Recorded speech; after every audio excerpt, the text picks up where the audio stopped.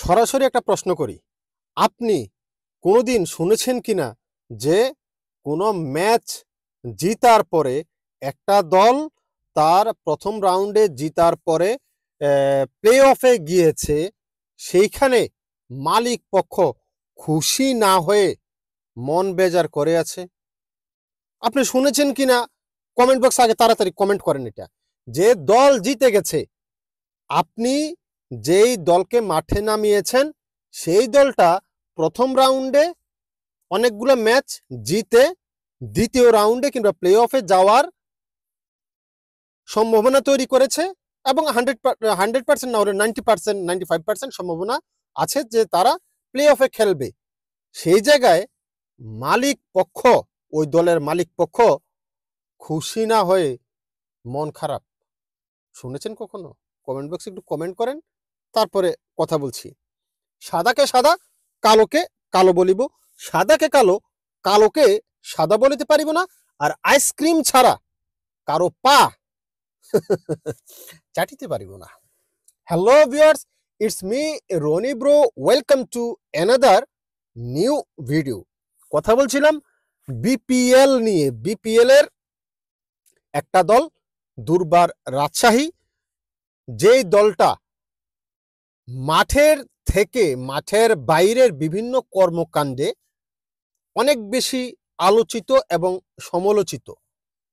তাদের দেনা পাওনার হিসাব নিয়ে ক্রিকেটারদের সাথে, হোটেল কর্তৃপক্ষের সাথে, স্টাফদের সাথে ওরা এক কথায় ভিখারি একটা দল, অশিক্ষিত মূর্খ বর্বর ছোট লোক গরিব, ওরা দুবেলা ভাত খেতে পায় না। ওই মালিক পক্ষ, তার লাজ লজ্জা কিছু নাই, সে কাপড় চোপড় পরে আছে, বাট লজ্জা শরমহীন একজন মানুষ, আপাত মস্তক। সুতরাং এই দলটা পরপর 2-3টা ম্যাচে যেই ম্যাজিকের মতো খেললো, বড় বড় শক্তিশালী দলের বিপক্ষে জয় তুলে নিল, এক কথায় অসাধারণ। এটা পূর্ব অনুমেয় ছিল না, পূর্ব থেকে আগে থেকে কেউ ভাবতেও পারে নাই যে দুর্বার রাজশাহী রংপুরকে পরপর 2 ম্যাচে হারিয়ে দিবে। রংপুর বিপিএল এর সেরা দল এই মুহূর্তে, সবচাইতে বেশি পয়েন্ট তালিকায় তারা। তারা কোনো দলের সাথে আগে হারে নাই, আর কোনো দলের সাথে হারে নাই, শুধু এই রাজশাহীর সাথেই হেরেছে। সুতরাং জিনিসটা অনেক বেশি কি বলে আশ্চর্যজনক। অনেক কঠিন বাংলা বলে ফেললাম। অনেকটা আশ্চর্যজনক যে দুর্বার রাজশাহীর কাছে রংপুর বারবার হেরেছে, 2বার খেলা হয়েছে, 2বারই হেরেছে। এবং আজকে স্পেসিফিক ভাবে যদি আমি বলি, আজকে যে খেলাটা ছিল, আজকে যেই খেলাটা ছিল সেইখানে তারা ম্যাচ জিতে নিয়েছে সিলেটের সাথে। সেই ম্যাচ জিতাটা এক কথায় আমি বলবো যে প্লে অফে খেলার যোগ্যতা অর্জন করেছে আজকে ম্যাচ জিতার কারণে। তো ম্যাচ যেহেতু জিতেছে, কিভাবে জিতেছে এগুলা নিয়ে আর বলতে ভাল লাগে না, কারণ দিনে ভাই 2টা খেলা হয়, 2টা খেলা দেখার পরে 2টা ভিডিও করার পরে আপলোড করতে করতে আরেকটা খেলা হয়ে যায়, আরেকটা খেলার ভিডিও করতে করতে আরেকটা খেলা হয়ে যায়, যার কারণে প্রতি ম্যাচে ভিডিও বানানো আসলে সম্ভব না। আমার কাছে বিরক্তি লাগে, একদিনে 2 ম্যাচ নিয়ে ভিডিও বানাবো, এটা ভালো লাগে না, যার কারণে এগুলো নিয়ে কথা বলিও না। খুব বেশি এক্সেপশনাল কিছু হলে তখন কথা বলতে ভালো লাগে, আর যদি 2-1 দিন পর পর ম্যাচ হয় কিংবা দিনে একটা ম্যাচ হয়, তাও কথা বলতে ভালো লাগে, ভিডিও বানাতে ভালো লাগে। যেমনটা আমি প্রতিদিন বানাচ্ছি, ইন্ডিয়া এবং ইংল্যান্ড খেলছে, ওইটা নিয়ে বানাচ্ছি।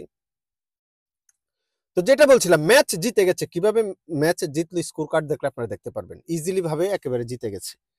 কিন্তু প্রশ্ন হচ্ছে, যেই দল মানে যেই মালিক তাদের প্লেয়ারদেরকে টাকা পয়সা দিচ্ছে না, 25% টোটাল 50% পেমেন্ট এই পর্যন্ত করছে, বাকি এখনো 50% পেমেন্ট করে নাই। এই মুহূর্তে এসে তাদের পেমেন্টের অবস্থা থাকার কথা 75%, মানে পে হয়ে যাওয়ার কথা ছিল, বাট 50% ওরা করেছে। তো পেমেন্ট নিয়েই তো অনেক ডেট সে দিয়েছে, অনেক ঘোরাঘুরি করেছে, প্লেয়ারদেরকে ঘুরিয়েছে।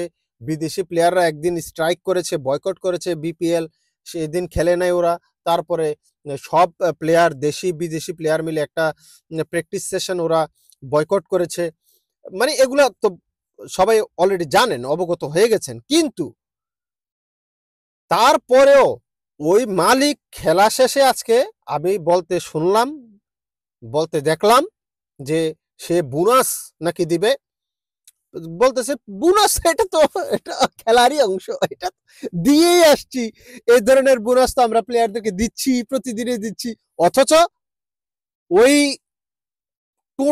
টোটের বাচ্চা প্লেয়ারদেরকে যে দৈনন্দিন খাবারের টাকা, সেই খাবারের টাকাটা পর্যন্ত আজকে 15-20 দিন হয়ে গেছে দিচ্ছে না। 15-20 দিন হয়ে গেছে প্লেয়াররা নিজের টাকায় খাবার কিনে খাচ্ছে। কেউ বাসা থেকে আনছে, বাসা থেকে খাবার দিয়ে যাচ্ছে। যেমন যারা ঢাকা থাকে, তাসকিন আহমেদ পুরো বউয়ে পাকাই দিছে, ওর মা পাকাই দিছে।